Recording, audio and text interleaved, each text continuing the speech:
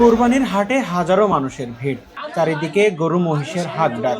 কিন্তু এই কোলাহলের মাঝেও পাবনা থেকে আসা শিবা আক্তারের চোখে মুখে দুশ্চিন্তার ছাপ। নিজের সন্তানের মতো বড় করা পশুগুলোকে হাটে এনেছেন ঠিকই, কিন্তু বিচ্ছেদের সুর আর লোকসানের ভয় তাকে তাড়িয়ে বেড়াচ্ছে। আমি পাবনা থেকে আসছি, 5টা গরু 2টা মহিষ একটা ছাগল নিয়ে আসছি। একটা ছাগল আর 2টা গরু বিক্রি হয়েছে, আর 3টা গরু 2টা মহিষ আছে এখন। শখ করে তাদের নাম রেখেছিলেন রাজা, ক্যান্ডি, বাবু আর বাহাদুর। শুধু নামেই নয়, দেখতেও তারা বেশ বাহারি।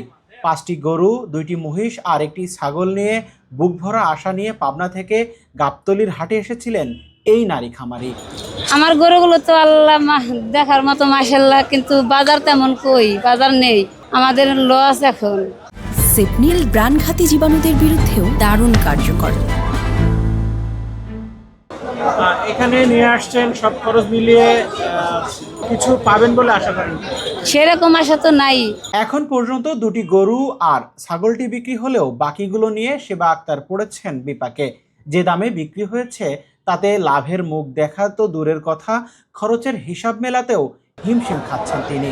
আমার চাওয়া ছিল ওই পাশে একটা 8 লাখ টাকা বলে দিয়েছিলাম ফিক্সড করে, তারপরও কিছু কমানোর কথা বলছি।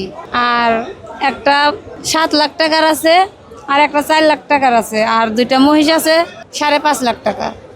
সব বিক্রি করছি, এগুলো আমি শেড করে তুলেছি এই 26 সালের জন্য। আবার আমি এগুলো বিক্রি করে ছোট করে তুলে আবার পুষবো।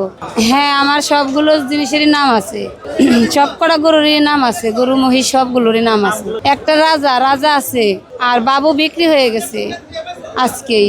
আর ক্যান্ডি আছে, বাহাদুর আছে, তারপরে টনি আছে, রনি আছে, জনি বিক্রি হয়ে গেছে, আর টুনটুনিও বিক্রি হয়ে গেছে। না, এখানে আমার হাজবেন্ড আসছে, আমার হাজবেন্ড দেশের বাইরে থাকে, 7 তারিখে আসছে। আবার এখানে যে গরু বিক্রি করার জন্য আমার সাথেই আসছে, সামনে 6 তারিখে আবার চলে যাবে, সে তো দেশে থাকে না।